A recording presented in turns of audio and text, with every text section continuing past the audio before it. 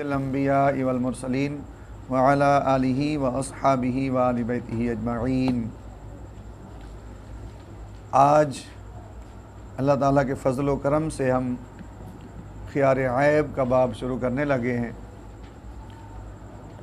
خیار عیب کا مطلب ہے کہ شریعت مطہرہ ہمیں اس چیز کا اختیار دیتی ہے کہ اگر کوئی بندہ کوئی چیز خریدتا ہے، اچھا خریداری کے بعد کیا ہوا، مبیع کے اندر کسی عیب پر وہ مطلع ہو گیا،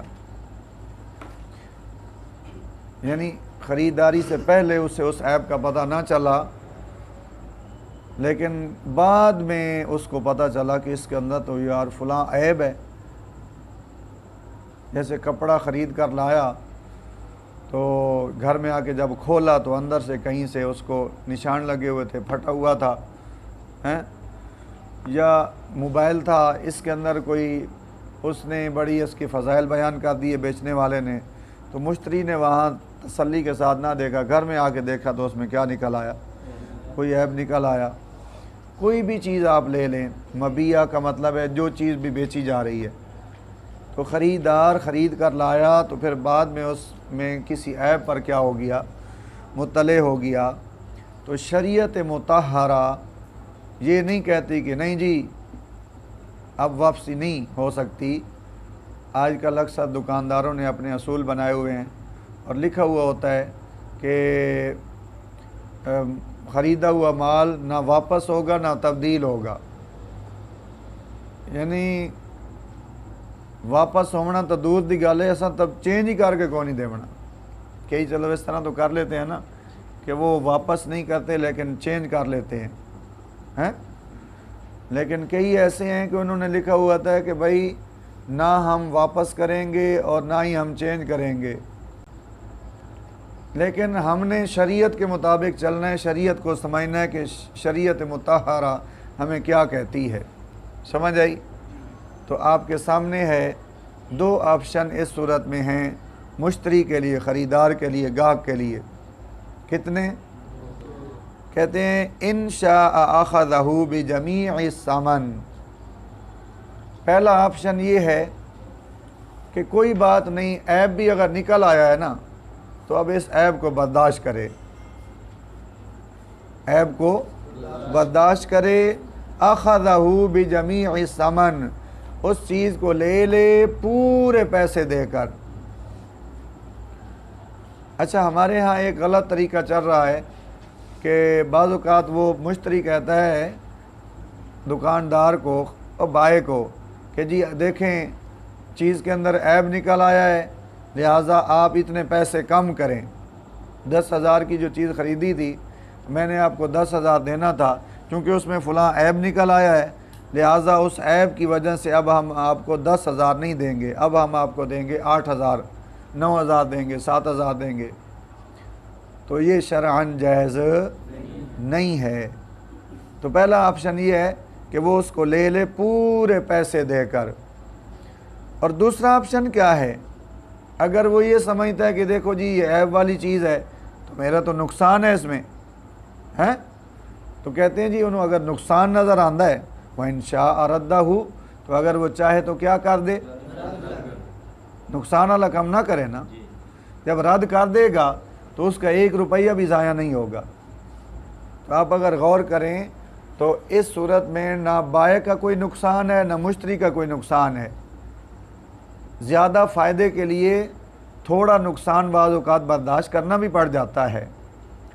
تو اگر چیز مثلاً 95% ٹھیک ہے اور 5% وہ صحیح نہیں بطور فرض، تو بندہ یہ دیکھتا ہے کہ یار 95% تو کام آنے والی ہے نا، اور 5% کی خیر ہے، اس سے بھی آسانیوں کر لو۔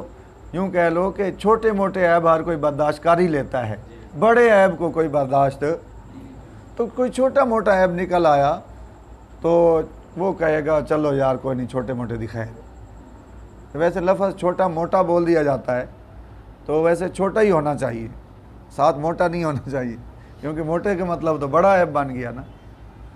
لیکن عرف عام کے مطابق آپ کو سمجھا رہا ہوں کہ عرف عام میں ایسے ہی بولا جاتا ہے۔ ترجمہ دیکھیں توجہ کے ساتھ، کہتے ہیں جب مطلع ہو گیا مشتری کسی عیب پر مبیع کے اندر، مبیع سمجھ رہے ہو، جو چیز بیچی جا رہی ہے، خریدی جا رہی ہے، تو مبیع کے اندر کسی عیب پر وہ مطلع ہو گیا، فَهُوَ بِالْخِيَارِ، تو اس مشتری کو، اس خریدار کو کیا ہے؟ اختیار ہے، اگر چاہے تو لے لے اس چیز کو پورے پیسوں کے ساتھ، جتنے طے ہوئے ہیں پورے پیسے دے، تھوڑے نہیں۔ وَإِن شَاءَ رَدَّهُ، اور اگر چاہے تو اس کو کیا کر دے؟ آگے دیکھیں، وَلَيْسَ لَهُ أَن يُمْسِكَهُ وَيَأْخُذُ النُّقْصَانَ، ابھی وہی مسئلہ ہے، یہ یہاں تک جو ابھی میں نے عبارت پڑھی یہاں تک جا کے یہ مسئلہ مکمل ہوگا۔ جائز نہیں ہے اس مشتری کے لیے، خریدار کے لیے، کہ وہ روک لے اس مبیع کو اپنے پاس، اس چیز کو اپنے پاس رکھ لے، کہ چلو میں رکھ لیتا ہوں، وَيَأْخُذُ النُّقْصَانَ، اور جتنی حد میں نقصان ہے اس کے برابر اس سے پیسے لے، واپس لے۔ سمجھ آئی ہے؟ پہلے مثلا پیسے دے چکا ہو تو اس کو کہے جی دیکھو میں نے پیسے آپ کو جتنے دیے تھے تو چیز تو اتنے کے مطابق نہیں ہے، اس میں عیب ہے، تو لہذا اتنے پیسے آپ مجھے واپس کریں، تو یہ اس کے لیے جائز نہیں ہے۔ دینی ہے تو ساری واپس کرے، سارے پیسے واپس لے لے، تو اگر رکھنی ہے تو پھر سارے پیسے ادا کرنے پڑیں گے۔ یہ جو مسئلہ ہے نا ابھی جو بیان کیا، یہ پہلے سے سمجھ آ رہا تھا لیکن ضمناً سمجھ آ رہا تھا، یہاں انہوں نے کھول کے واضح بیان کر دیا۔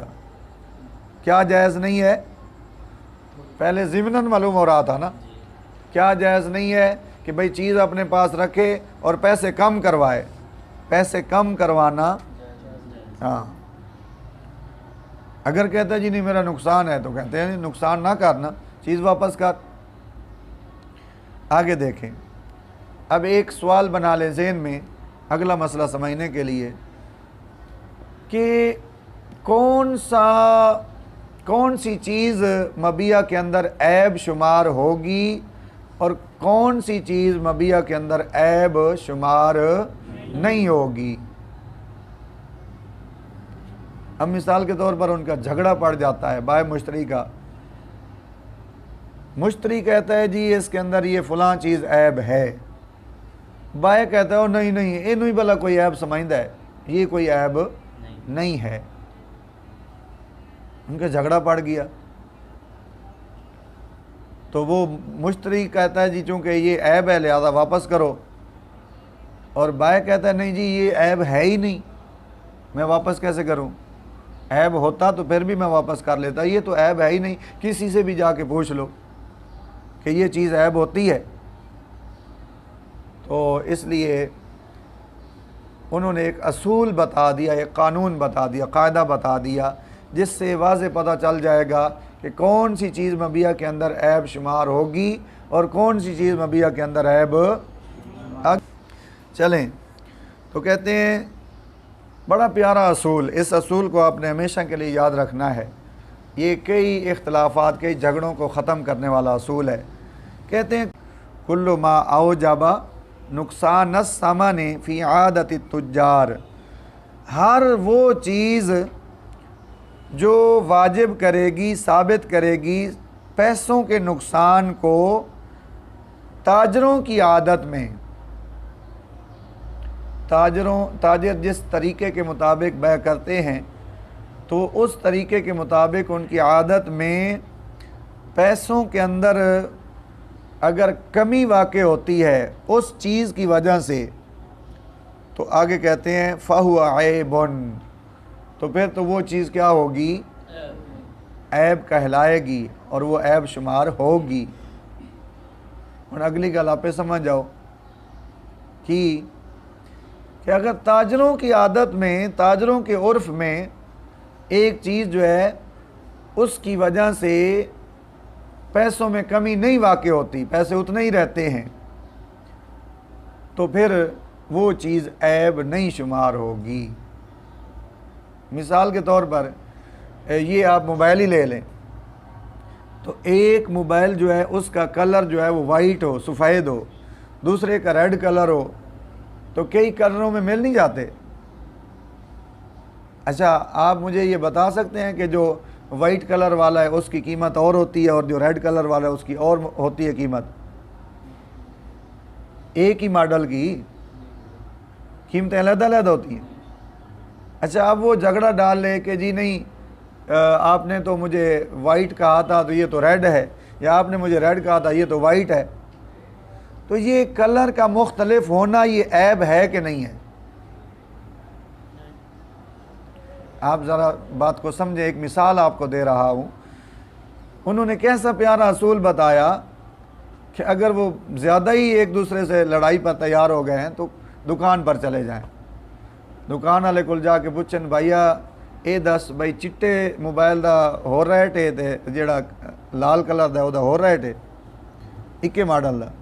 دکان والا کہے گا نہیں یار یہ اپنی اپنی پسند کی گل ہوندی ہے تو وہ بھی وہ ریٹ ہے وہ بھی وہ ریٹ. میرے نال زیادہ تساں کاریگر بیٹھے ہوئے ہو موبائلاں دے تاں یہ چیز ہن تسی سمجھدے ہی ہو سو کہ کلراں دے فرق نال ریٹ دا کوئی فرق نہیں ہوندا. کیوں ہوندا ہے؟ اس واسطے اگر وہ اس پر جھگڑا کرے مشتری کہے جی دیکھو اس میں یہ عیب نکل آیا، یہ کوئی عیب نہیں ہے. سمجھے؟ ماڈل علیحدہ علیحدہ ہوتے یہ ٹھیک ہے فرق تھا کیونکہ ہر ماڈل کی ایک اپنی اپنی قیمت ہے، علیحدہ علیحدہ پیسے ہوتے ہیں، یا اس میں کوئی فنکشن کام نہ کر رہا ہوتا تو یہ تو عیب تھا کہ جب وہ تاجروں کو پتہ چلتا تو ایک دکان والے نے جب اس فنکشن وہ نہ کام کرتا تو پھر اس کی قیمت اور ہونی تھی، جب وہ فنکشن ہوتا کام کرتا تو پھر اس کی قیمت اور ہونی تھی. یہ عیب ہے، لیکن یہ محض کلر کا فرق یہ کوئی عیب نہیں ہے. توجہ رکھیں. بہرحال کتنا پیارا اصول ہے. جو اصول انہوں نے بتایا اس سے دونوں چیزیں سمجھ آ جاتی ہیں کہ بھئی کون سی چیز عیب ہوگی اور کون سی چیز عیب نہیں ہوگی. دونوں سمجھ آ جاتی ہیں. یعنی تاجروں کے عرف کا اعتبار ہے. تاجروں کے عرف میں جو عیب ہے تو وہ عیب، اور ان کے عرف میں جو عیب نہیں ہے تو وہ عیب. اچھا ان کے عرف میں کیسے؟ ایک ساتھ یہ بھی بتا دیا کہ بھئی وہ اگر اس عیب کی وجہ سے بھی پیسے اتنے ہی رکھتے ہیں کہ اگر وہ عیب نہ ہوتا پھر بھی اتنے ہی پیسے رکھتے تو اس صورت میں وہ عیب نہیں ہوگا. لیکن اگر اس عیب کی وجہ سے پیسے تھوڑے بنتے ہیں اور وہ عیب نہ ہوتا تو پھر پیسے زیادہ بنتے، اب یہ کیا ہوگا؟ انہوں نے کہا نا نقصان ثمن بند کر کی کرتا بیٹھا ہے. توجہ رکھیں. اب ترجمہ کریں توجہ کے ساتھ. کہتے ہیں اگر چاہے تو وہ رد کر دے اور جائز نہیں ہے اس کے لیے کہ وہ اس کو روک لے. یہ سارا کہ میں ترجمہ کر رہا ہوں توجہ رکھیں. اور لے نقصان کو. اللہ اکبر.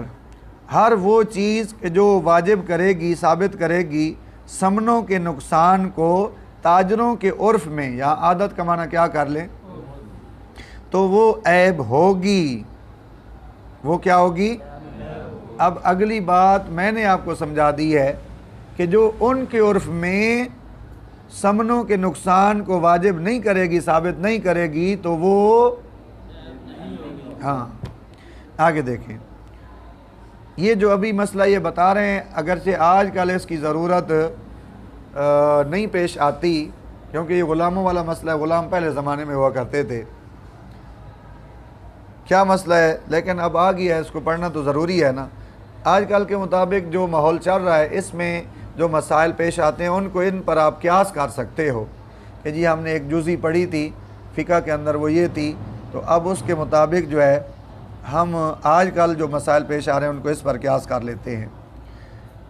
مسئلہ یہ ہے کہ ایک غلام کوئی بندہ خرید کر لایا ہے اور اس غلام کی عادت بنی ہوئی ہے کہ وہ بھاگ جاتا ہے، یعنی تسی آندے ہو نس جاونا.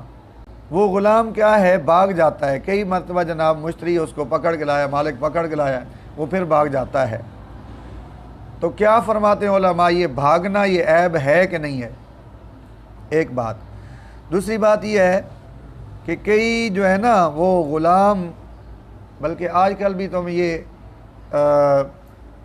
اپنے جو چھوٹے بچے ہیں ان کے حساب لگا سکتے ہو کہ کئی تو چھوٹے بچے جو ہوتے ہیں وہ واش روم کر دیتے ہیں نا بستر پر، لیکن کئی بڑے ہو کے بھی بستر پر واش روم کر رہے ہوتے ہیں۔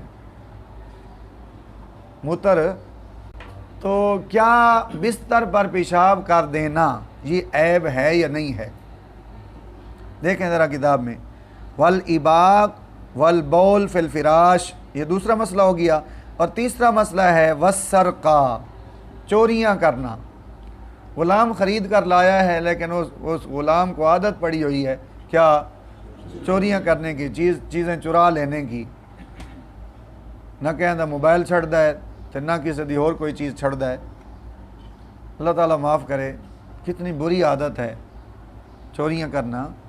تو بھاگ جانا اور بستر پر پیشاب کر دینا اور چوریاں کرنا عیب فی الصغیر، یہ عیب تو ہیں لیکن ساتھ ہی انہوں نے کہہ دیا فی الصغیر، جب غلام چھوٹا ہوگا اور پھر یہ کام کرتا ہوگا پھر یہ کیا ہے؟ عیب ہیں۔ چھوٹے کا مطلب ہے نابالغ، کہ نابالغ غلام کو خرید کر لایا ہے تو وہ یہ کام کرتا ہے تو پھر تو یہ عیب ہوں گے، لیکن ما لم یبلغ، جب تک کہ وہ بالغ نہ ہو جائے، جب تک فَإِذَا بَلَغَ، جب وہ بالغ ہو گیا، لیکن بالغ ہونے کے بعد بھی کیا ہے؟ یہ تینوں کام میں سے کوئی وہ کرتا ہے، یا بھاگ جاتا ہے، یا پھر وہ بستر پر پیشاب کر دیتا ہے بالغ ہونے کے بعد بھی، تو یا پھر چوریاں کرتا ہے، تو اس صورت میں حضرت صاحب کہہ رہے ہیں فَلَيْسَ ذَلِكَ بِعَيْبٍ، اگر بالغ ہونے کے بعد بھی کوئی ایک آدھی مرتبہ چوری ہو گئی، یا ایک آدھی مرتبہ بستر پر پیشاب ہو گیا، یا ایک آدھی مرتبہ بھاگا، تو فَلَيْسَ ذَلِكَ بِعَيْبٍ، یہ عیب نہیں ہوگا، ہاں حَتَّى يُعَاوِدَهُ، یہاں تک کہ وہ اس کی عادت بنا لے۔ کیا بنا لے؟ بار بار دہرائے، یہ کام بار بار کرے، تو بار بار کرے گا تو پھر تو یہ عیب ہوگا، لیکن اگر بار بار نہیں کرتا، ایک آدھی بار ایسا ہو گیا ہے تو ایک آدھی دفعہ غلطی تو ہر کہیں کو ہو ہی جاندی ہے۔ باقی اس کی وجہ بھی آپ ذہن میں رکھ لیں، محض ترجمہ کر لینا یہ کوئی کمال نہیں ہے۔ اس کی وجہ یہ ہے، یعنی آپ سوچ رہے ہوں گے کہ یہ کیا ہوا، صغیر ہو تو پھر یہ چیزیں عیب ہیں، بالغ ہو جائے تو پھر یہ چیزیں عیب نہیں ہیں۔ اصل میں بات یہ ہے کہ جو چھوٹا بچہ چوری کرتا ہے نا، چوری کرتا ہے تو اس کی وجہ اور ہوتی ہے، اور جو بالغ چوری کرتا ہے اس کی وجہ اور ہوتی ہے۔ چھوٹا بچہ اس لیے چوری نہیں کرتا کہ وہ بھوک سے مر رہا ہوتا ہے، چھوٹے بچے نو کھاون پیون کھلا مل جاندہ ہے، وہ اپنے پیو کو ٹیکس ضرور لیندہ ہے روز دا، سمجھ آئی؟ تو جیڑا بالغ ہے انہوں چونکہ پتہ ہے کہ میں نے ٹیکس تا ملنا کوئی نہیں، وہ پھر دوسرا راستہ اختیار کرتا ہے۔ کون سا؟ چوریوں والا۔ تو ذرا آپ سوچیں سمجھیں دماغ کو حاضر کر کے کہ بچپن میں چوریاں کرنا یہ کیوں عیب تھا؟ اس لیے کہ بچہ جو ہے اس کو نہ کوئی کھانے کی پرواہ ہے، کمی ہے، نہ پینے کی، اس کو ہر چیز مل رہی ہے، اس کو ٹیکس بھی مل رہا ہے، جو چیز ماں باپ کو کہتا ہے وہ اس کو لے کر دے دیتے ہیں، اس دے باوجود جڑا وہ چوریاں کرتا ہے تو اے او دے وچ بڑا بڑا عیب ہے۔ لیکن بالغ ہونے کے بعد جب ایسا کرے گا تو پھر اس کی وجہ یہ ہوگی کہ یا تو اس کا مالک اس کو روٹی پانی نہیں دیتا ہیں، انہیں پھر آکے یار ہوں بخت مردے ہوئے چلو چوری کر لینے، یا پھر اس طرح کا اس کا کوئی معاملہ ہے کہ جس کی وجہ سے وہ مجبور ہو کے کیا کر رہا ہے؟ چوری کر رہا ہے۔ بچہ مجبور ہو کے تو نہیں چوریاں کر رہا ہوتا نا۔ اسی طرح یہ بستر پر پیشاب کر دینا، تو یاد رکھیں بستر پر پیشاب کر دینا یہ پہلے تو اس وجہ سے ہوتا ہے صغیر میں کہ اس کا مثانہ کمزور ہوتا ہے۔ حکیم لوگ، ڈاکٹر لوگ اس کا باقاعدہ علاج کرتے ہیں، اور وہ علاج کی وجہ سے وہ بچے پھر بستر پر پیشاب کرنا چھوڑ دیتے ہیں. سمجھ آئی؟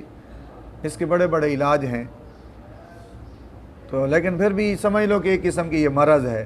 تو مثانے کی کمزوری کی وجہ سے وہ بچہ ایسا کرتا ہے. لیکن جیسے وہ بڑا ہوتا ہے نا، بالغ ہوتا ہے، صحیح یہ کیسے بیٹھا ہوا ہے، اس کو ایک مکہ لگانا صحیح طرح. عمر صدیق ان صحیح طرح نہیں ہلایا، نو سمجھ ہی نہیں آئی. اس کے اوپر گرا ہوا ہے اور سویا ہوا ہے ایسے کر کے. پورے ایکٹیو ہو کے تیار ہو کے بیٹھا کریں. یہ کیا، آپ سست ہوں گے تو پھر استاد بھی سست ہو جائے گا. چلو توجہ رکھیں.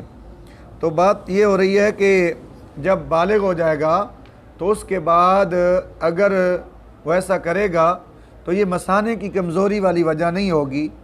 یہ وجہ یہ ہوگی کہ کبھی کبھار اس سے غلطی ہو گئی اور اس نے غفلت کی یا جیسے بھی اس سے یہ کام ہو گیا، اور اس لیے وہ کہہ رہے ہیں کہ ایک آدھی بار ہو گیا تو کوئی ایسا مسئلہ نہیں ہوگا. حتیٰ یعاودہ، بار بار ایسا کرے گا تو پھر کیا ہوگا، یہ عیب ہوگا. اور بالغ ہونے کے بعد اس کا ایک جو حکیم لوگ ہیں وہ یہ بھی حل بتاتے ہیں کہ اگر اس لڑکے کی شادی کر دی جائے تو پھر بھی اس کا یہ مسئلہ ٹھیک ہو جائے گا. کون سا؟ بستر پر پیشاب کرنے والا. کہتے ہیں ایک ہوتی ہے منہ کی بدبو اور ایک ہوتی ہے بغلوں کی بدبو. اللہ تعالیٰ معاف فرمائے. شریعت کا کتنا پیارا اصول ہے. شریعت کہتی ہے منہ کی بھی صفائی کرو بار بار مسواک کرنے کے ساتھ، اور انجی نہیں کہ بھئی بغلاں دے وچ ایڈے وڈے وڈے وال ہوئے ودے ہوئن کہ جویں جناب تسی زلفاں نہ کھائی ودے ہو. شریعت کہتی ہے کہ جیسے ہی وہ چند دن گزریں تھوڑے تھوڑے بڑے بال ہوں. تو ویسے تو شریعت، جہاں تک میں نے نبی کریم صلی اللہ علیہ وسلم کی سیرت میں پڑھا کہ ناطف ابطیہ ہے، سرکار اپنے بال مبارک جو ہیں بغلوں مبارک کے وہ کھینچا کرتے تھے. کھینچنا اور ہے اور کاٹنا اور ہے، ترشمانا اور ہے. سمجھ آئی؟ حلق اس کا معنی کاٹنا. تو آج کل عموماً یہ کاٹنے والی صورت ہی ہے، حلق والی، کہ ہم اس طرح استعمال کرتے ہیں. لیکن اس طرح میں یہ ہوتا ہے کہ پھر وہ مرد دم تک پھر وہ اس طرح استعمال کرنا ہی پڑے گا. قبلہ بندیالوی صاحب رحمۃ اللہ علیہ اور اس طرح کے بزرگوں کے بارے میں سنا ہے کہ وہ یہ مچنا ہوتا ہے نا، اسی انہوں اچا بھی آخدے ہیں، اچا سمجھ دے ہو، تو وہ اس کے ساتھ نا وہ بالوں کو، بغل کے بالوں کو کھینچتے تھے. شروع میں اس کا تھوڑا سا تکلیف ہوتی ہے، جب بالوں کو کھینچتے ہیں تکلیف ہوتی ہے. لیکن جیسے جیسے پھر بندہ آگے بڑھتا ہے، بوڑھا ہوتا ہے نا، تو پھر وہ بال ویسے ہی ختم ہو جاتے ہیں. جیلے انہوں نے جڑیں ہی جانیاں رہی ہیں تو پھر وال کی توگنے. تو وہ پھر ہمارے استاد صاحب بتاتے تھے کہ پھر اس زمانے میں ایسے ہی ہاتھ پھیر دیتے تو وہ بغلوں کے بال ختم ہو جاتے تھے. تو یہ لفظ جو ہیں آپ کے سامنے آ چکے ہیں. آپ اب سوال قائم کریں کہ ایک غلام یا باندی کسی نے خریدا ہے، اس کے منہ سے بدبو آتی ہے. اچھا، کئی تو ویسے مسواک نہ کرنے کی وجہ سے، اور کئیوں کو اللہ تعالیٰ معاف کرے، کئیوں کو منہ کی بیماری بھی ہوتی ہے. سمجھ آئی؟ اور ایسی بیماری ہوتی ہے کہ بندہ ان کے ساتھ کھڑے ہو کے نماز نہیں پڑھ سکتا، ان کے سامنے، ان کے منہ کے سامنے ہو کے بات نہیں کر سکتا کہ ان کے منہ سے ایسی سمیل آ رہی ہوتی ہے. اور شریعت نے تو یہاں تک بھی منع کر دیا کہ کچا پیاز کھا لینا یا لہسن کھا کے مسجد میں آنا، چونکہ اس سے بندے کے منہ میں ایک سمیل پیدا ہوتی ہے تو وہ بندہ نہ آئے مسجد میں ہی. اگر کھانے ہیں تو پھر ان کو اچھی طرح پکا کے ان کی سمیل جو ہے وہ جاتی رہے. سمجھ رہے ہیں؟ تو اس لیے شریعت کا بڑا پیارا اصول ہے. تو اسی طرح بغلوں کی بدبو کا معاملہ ہے. تو عام طور پر چلو پسینوں کی وجہ سے تھوڑی بہت ہی سمیل یہ تو ہر بندے کو ہی ہوتی ہے، لیکن کئیوں کو باقاعدہ مرض ہوتی ہے جس کی وجہ سے ان کی بغلوں سے اتنی سمیل آتی ہے کہ بندہ ان کے قریب نہیں بیٹھ سکتا. سمجھ آئی؟ تو کیا فرماتے علماء، یہ عیب ہے کہ نہیں ہے؟ توجہ رکھیں آگے. کہتے ہیں منہ کی جو بدبو ہے اور بغلوں کی جو بدبو ہے، فہو عیب فی الجاریت، باندی کے اندر یہ عیب ہے. کس کے اندر؟ ولیس بعیب فی الغلام، اور لیکن غلام کے اندر عیب. ہن ایک گل اگلی تسا آپ سمجھ جاؤ، سمجھدار بیٹھے ہو کہ یہ کیا ہوا، باندی کے اندر عیب ہے اور غلام کے اندر عیب. ایسا کیوں بھئی؟ عیب ہے تو دونوں میں ہونا چاہیے. اس کی وجہ یہ ہے کہ اصل میں جو باندی بندہ خرید کر لاتا ہے اس کے مقاصد اور ہوتے ہیں خریدنے کے، اور غلام کے مقاصد. باندی کے کیا مقاصد ہوتے ہیں کہ بھئی اس کے جسم سے نفع اٹھانا، اور جسم سے نفع اٹھانے کے لیے اس کے قریب تو آنا ہی پڑے گا. اچھا جب قریب آئے تو اتنی بدبو آ رہی ہو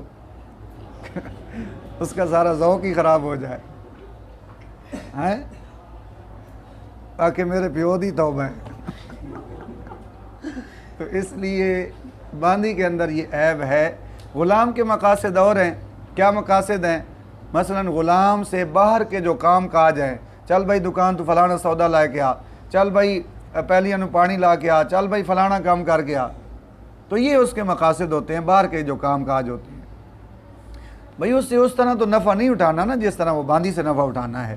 تو اس لیے یہ آپ نے ذہن میں رکھنا ہے کہ یہ فرق اس لیے کیا گیا کہ اس سے جو نفع اٹھانا ہے تو اس کے لیے وہ جو کرونا ہے اس کو بھی سائڈ پر رکھنا پڑے گا کہ کرونا کہتا ہے نا کہ بھئی 6 فٹ کے فاصلے پر رہو. لیکن غلام کے لحاظ سے تو ایسا کوئی مسئلہ نہیں ہوگا. الا ان یکون من داء، ہاں مگر یہ کہ کسی بیماری کی وجہ سے ایسا معاملہ ہو تو پھر عیب ہوگا. جلدی جلدی دیکھیں، یہ ہم نے ختم کرنا ہے، یہ 10 منٹ میں امید ہے پہنچ جائیں گے. اچھا زانی ہونا، زنا کا معنی یہاں کیا کر لیں؟ غلام یا باندی خرید کر لایا تو وہ غلام یا باندی کیا ہیں؟ تو معاذ اللہ ان کو یہ چسکا پڑا ہوا ہے، اور وہ چسکا پورا کرنے کے لیے وہ داؤ لگا لیتے ہیں. باندی کبھی کہیں چلی جاتی ہے اور غلام جو ہے وہ کبھی کسی کے پاس کبھی کسی کے پاس. تو کیا یہ عیب ہے کہ نہیں ہے؟ اسی طرح ولد الزنا ہونا، ولد الزنا کا مطلب ہے حرامی ہونا، زنا کا بچہ. تو یہ عیب ہے کہ نہیں ہے؟ تو یہاں بھی وہی کہہ رہے ہیں عیب فی الجاریہ دون الغلام، جاریہ میں یہ عیب ہے، زانیہ ہونا یا ولد الزنا ہونا. وجہ یہ ہے کہ زانیہ اگر ہوگی نا، باندی جو ہے وہ زانیہ ہوگی تو پھر جو مالک کا مقصد ہے وہ پورا ہی نہیں ہوگا. اسی طرح اگر وہ ولد الزنا ہوگی یا زانیہ ہوگی تو اس باندی سے جو بچے پیدا ہوں گے چونکہ وہ مالک کے ہونے ہیں اور وہ سارے حرام کے ہی بچے پیدا ہوں گے. تو ہن مسلمان ہوئے تو وہ آکھے میرے بچے حرام دے جم دے رہن، اس چیز کوئی پسند کر سی تے غلام دے وچوں بچے تک کو نہیں جمنے ہیں. اس واسطے دون الغلام، غلام اگر زانی ہے، غلام اگر ولد الزنا ہے تو اس میں یہ عیب نہیں ہوگا. کیوں؟ اس لیے کہ خاص طور پر یہ جو صورت ہے نا ولد الزنا ہونا، اگر غلام ولد الزنا ہے ہی، حرامی بچہ ہے، تو مالک کا مقصد ہے اس سے کام کاج لینا. تو ولد الزنا بھاویں ہی ہے تو وہ دے کام کاج تو کردہ ہی راسی نا، وہ دے وچوں کوئی اس بچے تو نہیں کرنے نا. باقی زنا والی صورت میں صاحب ہدایہ نے لکھا ہے اس مقام پر کہ اگر زنا کی وجہ سے وہ کمزور ہو جاتا ہے وہ غلام تو اس صورت میں یہ عیب ہوگا. کیوں کہ جب کمزور ہوگا تو پھر مالک کے جو کام کاج ہے وہ صحیح طرح نہیں کر سکے گا. آگے دیکھیں، اور جب پیدا ہو گیا مشتری کے پاس آ کے مبیع کے اندر کوئی عیب، توجہ ہے، نیا عیب پیدا ہو گیا، وہ عیب ادھر نہیں تھا مالک کے پاس، جب وہ چیز کس کے پاس آئی؟ گاہک کے پاس، خریدار کے پاس، اس میں کوئی عیب پیدا ہو گیا.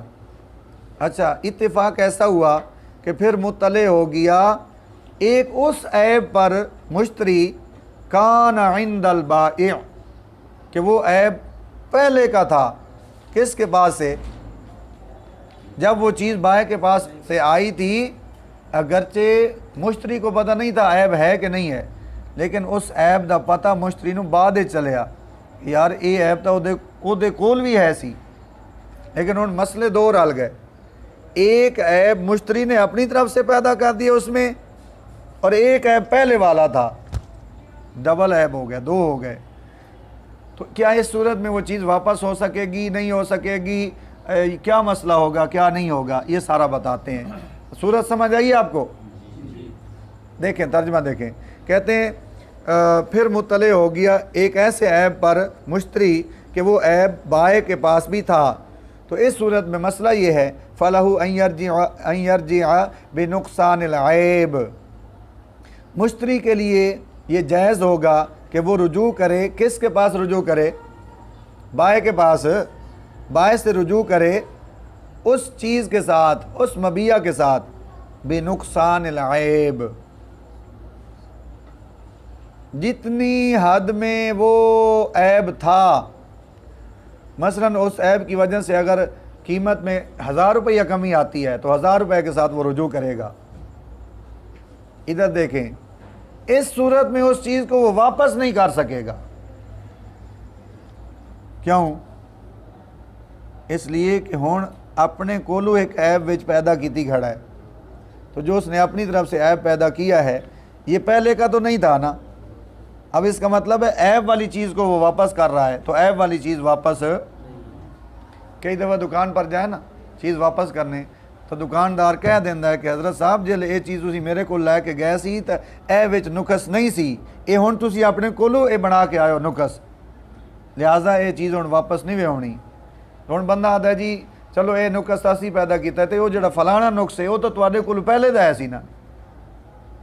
تو اس صورت وچ شریعت آندی پئی ہے کہ وہ جڑا پہلے والا نقص ہے سی نا، وہ دی وجہ تو جتنی کمی واقع ہوندی ہے نا اس چیز دی قیمت ہے، اس قیمت نو وہ واپس لے سکتا ہے، مشتری اس قیمت کو واپس لے سکتا ہے۔ دیکھیں ذرا جلدی جلدی آگے، تو اس کے لیے جائز ہے کہ وہ رجوع کرے نقصان عیب کے ساتھ، لیکن یہ اجازت نہیں کہ وہ مبیع کو واپس کرے، مبیع کو واپس کرنے کی اجازت، اس لیے کہہ رہے ہیں ولا يرد المبیع، مبیع کو رد نہیں کرے گا، واپس نہیں کرے گا۔ ہاں ایک صورت ہے، مگر یہ کہ بائع راضی ہو جائے ان یأخذہ بعیبہ، کہ وہ کہے کہ میری چیز جو ہے یہ عیب کے باوجود بھی تم مجھے واپس دے دو، تو اس صورت سمجھو کہ اپنا نقصان آپ کردہ بھی ہے۔ جی بندہ چیز دکان سے واپس کرن گیا ہے، ان دکان والے نے پتہ بھی ہے کہ یہ فلانا عیب پیدا کر کے لایا ہے، لیکن دکان والا آتا ہے چلو جی کوئی گل نہیں، تسی عیب پیدا تو کیتا ہے، میں واپس تو نہیں کرنی، لیکن تسی قاری صاحب ہو، چلو تہاڈا حیا کر دیں، یہ چیز اسی واپس رکھ لیں گے، عیب دے باوجود اسی واپس رکھ لیں گے۔ تو بہرحال اگر وہ اپنے نقصان پر خود راضی ہو جاتا ہے، یہ مطلب ہے الا ان یرضی البائع ان یاخذہ، سمجھیں بعیبہ۔ آگے دیکھیں، اگر ایک خریدار جو ہے وہ کپڑا خرید کر لایا ہے، کیا آپ کو پتہ ہی ہے کہ کپڑا جب خرید کر لاتے ہیں تو وہ ایک ٹھوس شکل میں ہوتا ہے، وہ کٹا ہوا، اس کے ٹکڑے ٹکڑے نہیں ہوئے ہوتے۔ جب وہ خرید کر لایا نا تو گھر میں آ کے اس کو جناب کینچی چلا کے اس کے ٹکڑے ٹکڑے کر دیے۔ ٹکڑے کرنے کا مطلب ہے جس طرح سلائی کرنے کے لیے ٹکڑے نہیں کرتے، تو کہتے ہیں اگر کاٹ دیا مشتری نے آ کے کپڑے کو، وخاتہ، صرف یہ نہیں کہ کاٹ دیا، وخاتہ، کاٹنے کے بعد اس کی سلائی بھی کر دی، سوٹ سی دیتا پورا۔ اچھا جب سوٹ سی دیا، اور صبغہ، یا آگے ہی حکم اکٹھا آئے گا، یا وہ کپڑا جو ہے وہ پہلے سفید تھا اس کو رنگ کر دیا، صبغہ کا معنی ہن جلے بائے کولو آیا ہے تو وہ رنگین رنگ ہویا نہیں سی، مشتری نے کی کیتا ہے انہوں رنگ کر دیتا ہے۔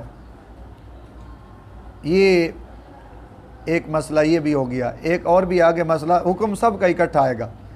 او لت تسویق بثمن، یا اس نے جناب مکس کر دیا ستوؤں کو گھی کے ساتھ، ستو تو جان دے ہو سو، دکان تو ستو لے کے آیا ہے تے جلے گھر لایا ہے نا تے گھر دیسی گھی پی ہویا ہے، وہ جناب ستو جڑے دیسی گھی دے وچ ملا دیتے، اب اس طرح بھی نہیں ہو سکتا کہ مل جانے کے بعد اب گھی اور ستوؤں کو جدا جدا کریں، ہو سکتا ہے؟ اسی طرح پہلی والی صورت میں جب رنگ کر دیا تو اب یہ نہیں ہو سکتا کہ وہ رنگ جو ہے ان کپڑوں سے اتارا جائے، پہلے والی شکل میں ان کو لایا جائے۔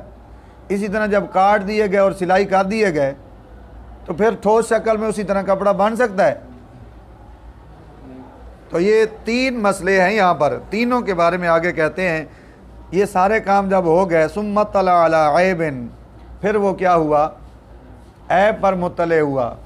جیلے کپڑا سی لیا سی تو ہون انہوں پتہ چلتا پیا یہ وچ فلانا ہے بھائی، یہ شروع دا ہائی پیا بائے کو لئی، یا جب گھی میں مکس کر دیا ستوؤں کو تو اتنے جناب کیڑے ترے کھڑے ہیں، ہو سکے یہ ستو تا کیڑے آلے ہیں۔ اچھا ہون اے بھی نہیں ہو سکتا بھائی گھی وہ جدا کرے، ان کر سکتا ہے؟ توجہ رکھیں۔ تو اس صورت میں کہتے ہیں ثم اطلع علی عیب، وہ بعد میں عیب پر مطلع ہوا تو رجع بنقصان ہی، تو وہ رجوع کر سکے گا نقصان کے مطابق۔ یعنی وہ دکان والے کو پوچھ سی انہوں آکھ سی بھائی جڑے کیڑے والے ستو ہوئے وہ کیویں دی قیمت دے ہوندے تے جڑے صحیح صاف ستھرے ہوئے وہ کتنے ہوندے ہیں؟ یہ ایک عیب آپ کو بتا دیا نا، ہن کیڑے والے کوئی خاصی تو کوئی نہ، لیکن چلو اگر گائے بھینس بکریاں اس طرح کے جانور ہوں تو ہو سکتا ہے جانوروں کو کھلا دے۔ وَلَيْسَ لِلْبَائِعِ أَن يَأْخُذَهُ بِعَيْنِهِ، اور بائع کے لیے جائز نہیں ہوگا کہ وہ اس مبیع کو لے بعینہ۔ کیا مطلب؟ یہی جو پیچھے 3 مسئلے بیان ہوئے انہی کے بارے میں بات کر رہے ہیں کہ ان میں سے کسی بھی چیز کو بعینہ لے لینا بائع کے لیے یہ جائز، کیونکہ وہ اگر لے لے سی تو انہوں سیدھا سدایا سوٹ مل گیا، یا انہوں رنگ ہی نہ کرنا پیا، رنگ ہویا مل گیا، وہ تو موج نہ لگ گئی۔ تو اسی طرح باقی صورتوں میں بھی شریعت اجازت نہیں دے رہی کہ بائع اس کو واپس لے۔ ہاں زیادہ سے زیادہ مشتری کو یہ اختیار ہے کہ جتنا اس کا نقصان ہوا ہے اس کے مطابق وہ رجوع کر سکتا ہے۔ کس سے؟ بائع سے۔ بس یہاں تک روک لیتے ہیں، کل اس سے آگے انشاءاللہ چلیں گے۔